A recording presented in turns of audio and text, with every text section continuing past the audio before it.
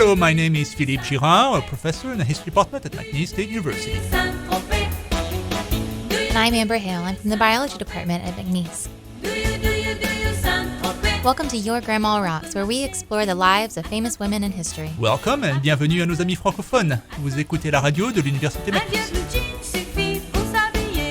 On the program today, music and history as we retrace the life of a remarkable woman. She helped crown the King of France, she defeated the British Army, she inspired hundreds of movies and plays, she even claimed to have conversations with God. Her name was Joan of Arc. Along the way, we'll sample some songs from her native France, as well as songs written in her honor. We'll start with the hit Canadian musical Notre-Dame de Paris, which is set in 15th century France, right around Joan of Arc's time. C'est une histoire qui a pour lieu Paris la belle en langue de Dieu 1482 Histoire d'amour et de désir Nous les artistes anonymes De la sculpture ou de la rime Tenterons de vous la transcrire Pour les siècles à venir Il est venu le temps des cathédrales Le monde est entré Dans un nouveau millénaire L'homme a voulu monter vers les étoiles Écrire son histoire Dans le verre ou dans la pierre Après pierre, jour après jour, de siècle en siècle avec amour, il a vu s'élever les tours qu'il avait bâties de ses mains. Les poètes et les troubadours ont chanté des chansons d'amour qui promettaient tout genre humain de meilleurs lendemains. Il est venu le temps des cathédrales Le monde est entré Dans un nouveau millénaire L'homme a voulu monter vers les étoiles Écrire son histoire Dans le verre ou dans la pierre Il est venu le temps des cathédrales Le monde est entré Dans un nouveau millénaire L'homme a voulu monter vers les étoiles Écrire son histoire Dans le verre ou dans la bière Il est foutu le temps des cathédrales La foule des barbares Est aux portes de la ville Laissez entrer ces païens, ces vandales La fin de ce monde Est prévue pour l'an 2000 Est prévue pour l'an 2000 Bonjour and welcome back to Your Grandma Rocks. Nous venons d'écouter Le Temps des cathédrales, chanté par Bruno Pelletier. Je m'appelle Philippe Girard. And I'm Amber Hale. Today we're exploring the life of the medieval saint Joan of Arc. She was born around 1412 in the small town of Domremy in the region of Lorraine in the northeast of France. She was also born in the midst of the 100-Year War.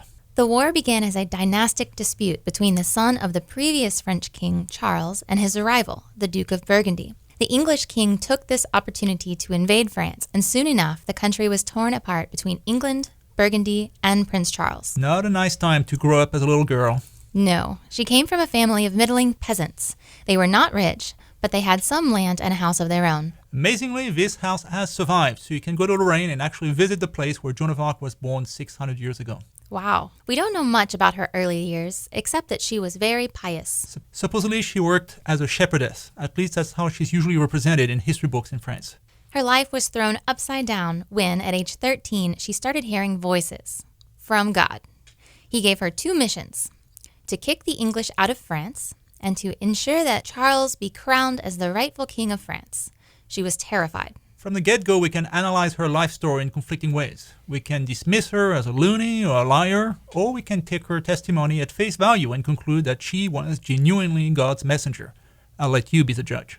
People judged her all right.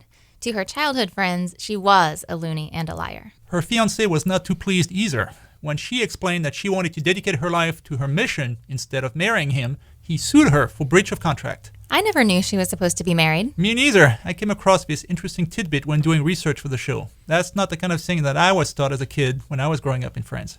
Joan was torn. She feared that if she involved herself in the 100 Years' War, she would bring the horrors of that war to the village of Domremy, which stood in the middle of lands controlled by Burgundy. But the voices continued for 3 years, and she eventually relented and went to see the local noble named Robert de Baudricourt. Remember that she was still very young, and a commoner, and a woman, so it was not easy to be taken seriously, even if she claimed to speak on God's behalf. The noble initially dismissed her as a lunatic. But there was a local prophecy that a virgin from Lorraine would help save France, and so she gained a following among the local population who were swept by her charisma. Eventually, the noble relented and gave her an escort of 6 men to go meet King Charles. That involved crossing all of France from east to west in the middle of a civil war at a time when law and order were basically non-existent. Much of it through lands held by the Duke of Burgundy. To avoid being assaulted, she cut her hair short and dressed like a man. That remained her signature hairstyle and outfit for the rest of her life. Do you think she was trying to make a statement? I mean, there is no better way to overcome sexism than to become a man, right? Maybe. Many of the women we portrayed on the show were also cross-dressers. At any rate, Joan made it across France safely and got to meet the king. Before we get to that fateful meeting, a second song. What do you have in store for us? It's a really beautiful song. The lyrics are from an old ballad in which the medieval poet François Villon celebrated the great women of his time, including, of course, Joan of Arc.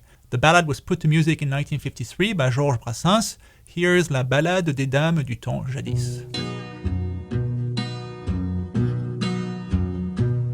Dites-moi où, dans quel pays, est Flora, la belle romaine, archipia Nétaï, qui fut sa cousine germaine, et qu'au parlant Cambrouillon mène, de sur rivière ou sur étang, qui beauté eut trop plus qu'humaine, mais où sont les neiges d'antan?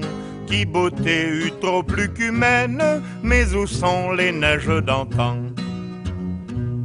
Où est la très sage Héloïse, pour qui Châtelet fut et puis moine, Pierresse Bayard à Saint-Denis, pour son amour eut cette Essoine, semblablement où est la reine, qui commanda que Buridan fut jeté à un sac en Seine, mais où sont les neiges d'antan? Fut jeté à un sac en Seine, mais où sont les neiges d'antan? La reine blanche comme lys, qui chantait à voix de sirène, Berthe au grand pied, Béatrice Alice, à Rambourgis qui tint le Maine, et Jeanne la bonne Lorraine, qu'Anglais brûlèrent à Rouen. Où sont-ils vierges souveraines, mais où sont les neiges d'antan? Où sont-ils vierges souveraines, mais où sont les neiges d'antan?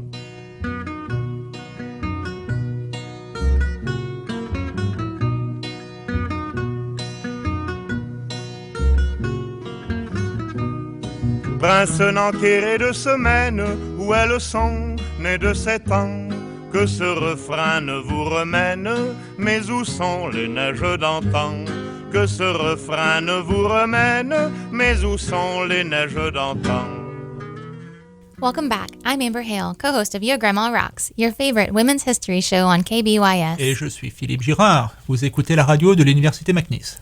Today we are covering the life of Joan of Arc. We just listened to the ballad on the ladies from olden times. That pretty much describes our show. Exactly. Before our break, Joan of Arc heard voices from God urging her to kick the English out of France.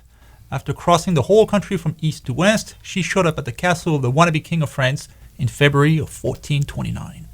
There's a million stories about Joan of Arc. One of them relates that Charles had his doubts about her and set a trap. When she showed up at court, he put somebody else on the throne, dressed as a common man, and hid among his courtiers. So that Joan, who had no idea what the Dauphin looked like, would talk to the wrong man and make a fool of herself. Exactly. But Joan was not fooled, and she walked straight up to Charles. Miracle. Miracle! Even then, the Dauphin was not convinced, so he asked church authorities to check that her voices were real, and he submitted Joan to a virginity test. She passed those tests, and the king finally agreed to send Joan with a food convoy to the city of Orleans, which was besieged by the English. Her arrival galvanized the local defender of Orléans, as we call it in France, or Orleans in English, and within a few days the English lifted the siege of that city. Ever since then, she's been known in France as the Maid of Orléans. Joan then moved on to the other mission God had given her, to take Charles to the city of Reims, where all other French kings have been crowned, so that he could officially be crowned as the one and only king. That involved crossing France once again, from west to east, capturing towns held by Burgundy along the way, including the city of Reims itself. Which amazingly she did.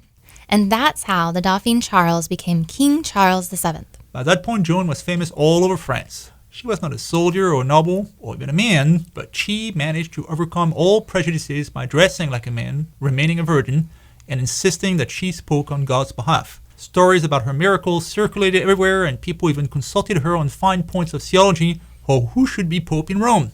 That must have rankled a few men in authority. It sure did. Obviously, the leaders of England and Burgundy weren't happy to see France resurgent all of a sudden. But she even found enemies among the French court. Nobles who didn't appreciate that a female commoner was upstaging them. The most prominent of these critics was a man named Gilles de Rais. Fun fact, he is also known as France's first serial killer, because later in his life he was tried for abducting 140 children into his castle and then killing them. 140 children? How horrible. It's like he was the evil ogre from a fairy tale. He was. He was actually the model for Bluebeard, the evil character in the fairy tale by Charles Perrault. Did the King of France defend Joan of Arc from her critics? After all, she had gotten him the crown. That would only seem fair, but Charles thought that the war was costing too much and he hoped for a negotiated settlement with Burgundy. So he stopped supporting Joan and she ended up being taken prisoner during the siege of the city of Compiègne. Did the king offer to pay a ransom? That was standard practice at the time for people of importance. Oh, she was ransomed, but by the English, who are happy to finally get their hands on their most formidable enemy. How tragic. I sense that we're reaching the end of our journey. We are. Before we get there, our next song is fittingly about a prison. It's called The Penitentiary, first released in 1964 by the French singer Johnny Hallyday. Johnny Hallyday? That doesn't seem very French. That's a pseudonym, but he's a huge fan of classic American rock. In fact, this song is going to sound familiar to many of our listeners.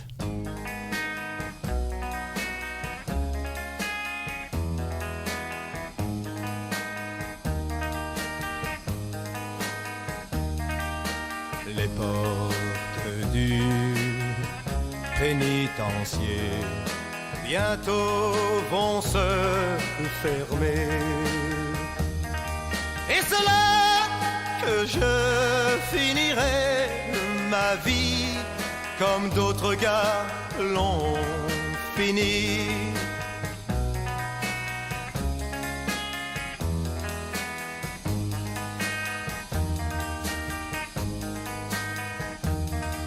Pour moi, ma mère a donné sa robe de mariée. Peux-tu jamais me pardonner? Je t'ai trop fait pleurer.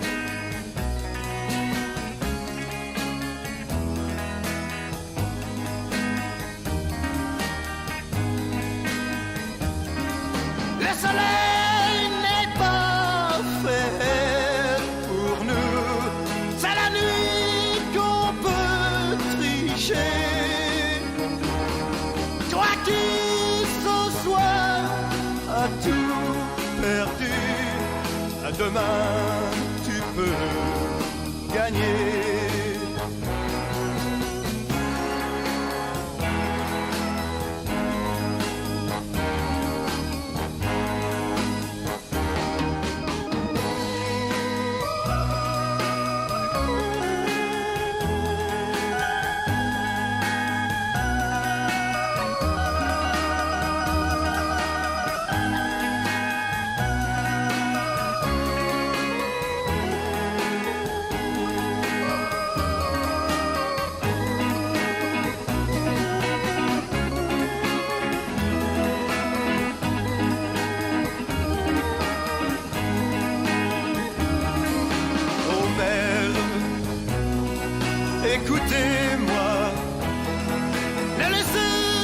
jamais vos garçons.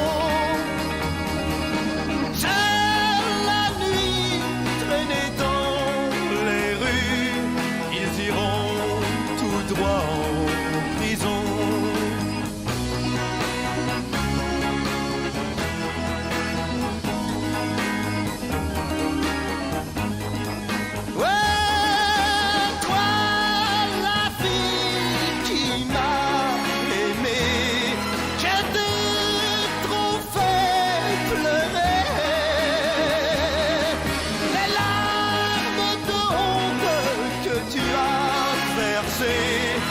Il faut les oublier.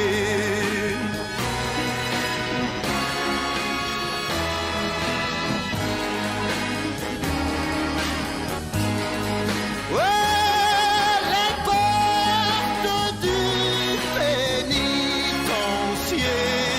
bientôt vont se fermer. Et c'est là que je ma vie comme d'autres gars l'ont fini.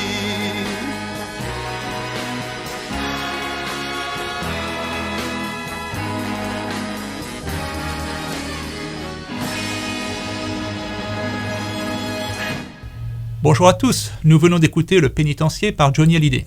Je suis Philippe Girard. And I'm Amber Hale. Welcome back to Your Grandma Rocks on KBYS. Our last song was a French cover of The House of the Rising Sun, a song made famous by the Animals. On the program today, Joan of Arc, the French teenager who fought the English during the 100 Years' War. Just before our break, Joan was captured, handed over to the English, and taken to a prison in the city of Rouen in Normandy. Remind us of this time period again. We have now reached 1431. And how old was she? When that judge asked her that question during the trial, she responded, Je crois avoir environ 19 ans. I think I'm about 19. You're saying that we have actual transcripts of what she said? A lot of the people we've covered in this show have left almost no trace in the archival record. She's unique in that regard. The transcript from her lengthy trial have survived, as well as the records from a later trial, plus plenty of anecdotes. She was extremely well known in her time, and her contemporaries recorded every encounter with her. Wow. Just 19 and alone in prison. I assume the medieval prisons weren't exactly cozy. No, her captors even brought terrifying instruments of torture into her cell and threatened to torture her if she didn't cooperate. How did she respond to that? Quote, even if you were to tear my limbs apart and wrench the soul from my body, I would not respond differently. Unquote. So they decided not to torture her. It's really amazing how she was able to stand up to her accusers all by herself. Meanwhile, on the prosecution side, there were 120 people, including 32 priests, 60 doctors, and 10 representatives from the University of Paris. And still, all these prosecutors could not outwit her. They tried to prove that she was a heretic, but she had always acted as a good Christian. Then they hoped to show that her moral rectitude was just a facade, but she passed a second virginity test. For 3 months, the prosecutors didn't make progress. So they took her to a cemetery where they had erected a stake and threatened to burn her alive right there and then, unless she confessed that she had been lying about hearing voices from God. But if she cooperated, would spare her life and send her to a church prison. That macabre show finally broke her will. Terrified about being burnt alive, she signed the confession. But instead of being sent to a church prison, like she was promised, she was handed over to the English. They put her in a frigid cell and stole her woman's clothes. Cold and naked, she put back on her men's clothes. Also, she retracted her confession because the church had not followed through on the deal. Finally, the judges had something on her. She had relapsed, which was a serious crime in medieval law. And by going back on that confession, she had lied before God, and that was enough to label her a heretic. She was sentenced to the one thing that had frightened her the most, death by fire. On May 30th of 1431, she was taken to the market square in Rouen. What do you think could be going through her mind? She was a devout Christian, so maybe she found some comfort in the thought that she would soon be with God in heaven. But is that enough? Being burned alive at 19 is a horrible thing. Surely she must have wondered what would have happened if she had followed her original plan and married her fiancé. By then, she would have been at home with a husband and a couple of kids instead of being tied to a stake. That reminds me of that scene in Martin Scorsese's The Last Temptation of Christ. The one where Jesus wishes he had not sacrificed himself as God's son and instead gotten married and lived a happy family life? Exactly. Leonard Cohen wrote a song about Joan of Arc with a similar theme. I'm tired of the war, it says. I want the kind of work I had before, a wedding dress or something white, to wear upon my swollen appetite. How fitting. Let's listen to it now. Now the flames, they followed Joan of Arc as she came riding through the dark. No moon to keep her armor bright, no man to get her through this very smoky night.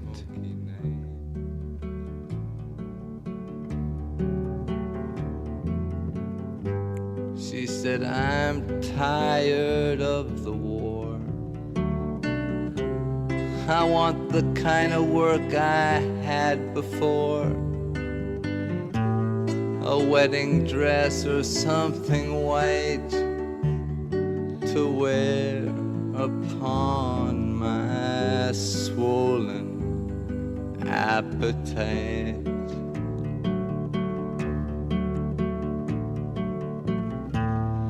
La la la, la la la, la la la, la la la,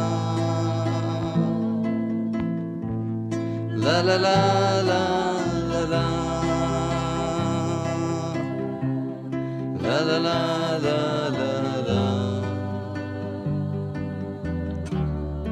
la la la, la la la.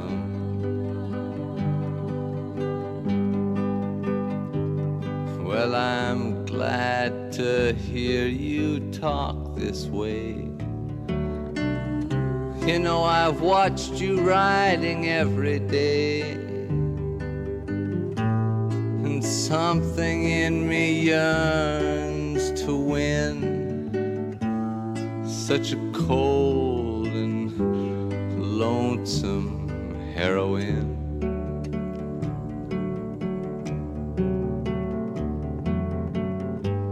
And who are you? She sternly spoke to the one beneath the smoke.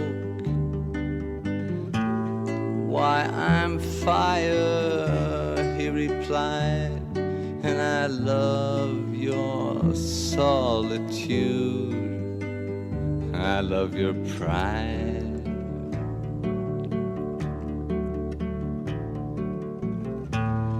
La la la, la la la, la la la,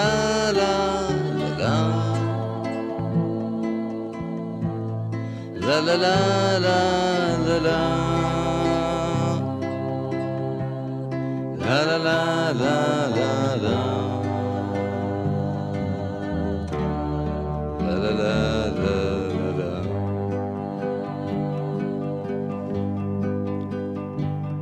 Then fire, make your body cold. I'm gonna give you mine to hold. Saying this, she climbed inside to be his one, to be his only bride.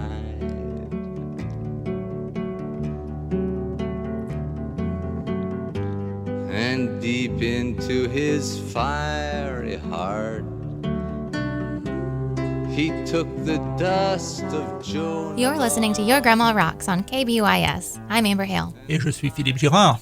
You just listened to Leonard Cohen's Joan of Arc from 1971. Today we are retracing the life And death. of the young shepherdess who fought the English during the 100 Years' War, Joan of Arc. Before our musical break, poor Joan was sentenced to death on trumped-up charges of heresy. In May of 1431, she was burnt alive on the market square of Rouen. She had become so famous by then that her enemies were even more afraid of her legend than they were of the actual Joan of Arc. So they burned her not once, but 3 times, just to make sure that her followers could not keep any part of her body as relics. Her ashes were then thrown into the Seine River and lost. The attempt to destroy her memory proved futile. People did not forget her. From the get-go, her trial was a matter of great controversy in France. Many of the judges confessed that they had been pressured by the English into rendering a guilty verdict. The King of France, Charles VII, also complained that, quote, the enemies of Joan had killed her without reason and very cruelly. So now he defends her? Wasn't that a bit late? A bit late, yes. Joan's mother asked the Pope for retrial. Her request was granted, and in 1456, a second trial absolved Joan of Arc of the crime of heresy. Unfortunately, a bit late. She was dead. Or was she? A hood apparently covered Joan of Arc's head during her execution, so rumors spread that someone else had been burnt in her stead. In the years following the execution, at least 2 women went around France claiming to be the real Joan of Arc. The way she really survived, of course, was through her popular memory. She was a household name in her time. By proving that the English were not invincible, she did a lot to turn around France's chances in the 100 Years' War. Eventually, the English were kicked out of France.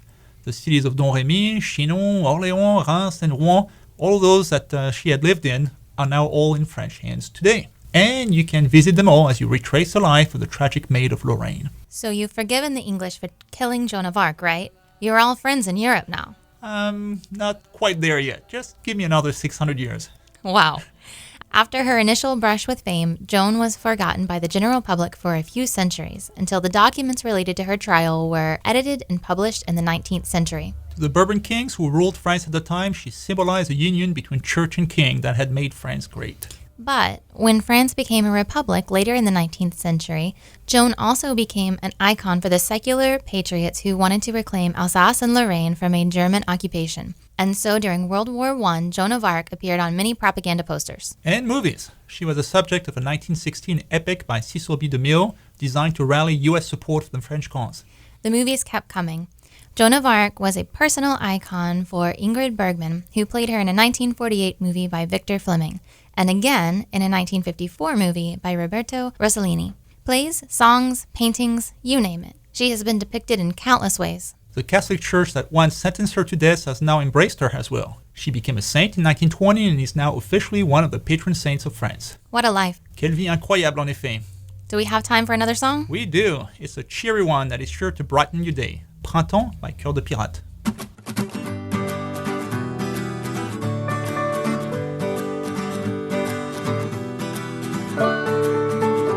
Et en 2003, dans un show en été, sous mes couches de mascara, je t'avais remarqué.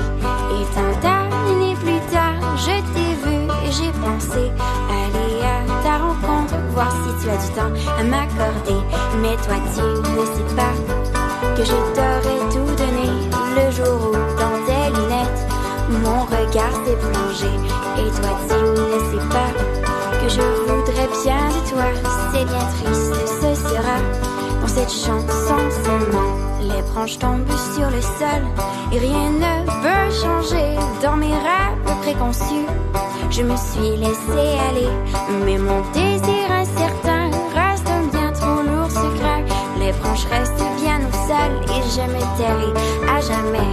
Mais toi tu ne sais pas que je t'aurais tout donné le jour où dans tes lunettes mon regard s'est plongé. Et toi tu ne sais pas que je voudrais bien de toi. C'est bien triste, ce sera dans cette chanson seulement. Les branches restent bien au sol, les temps se sont mariés. Après tes jours hésitants, je ne peux plus t'éviter. Et ce cri trop interne ne veut vraiment pas cesser. Les branches restent sur le sol et je t'ai enfin trouvé. Mais toi tu ne sais pas que je t'aurais tout donné le jour où dans tes lunettes mon regard s'est plongé. Et toi tu ne sais pas que je voudrais bien de toi.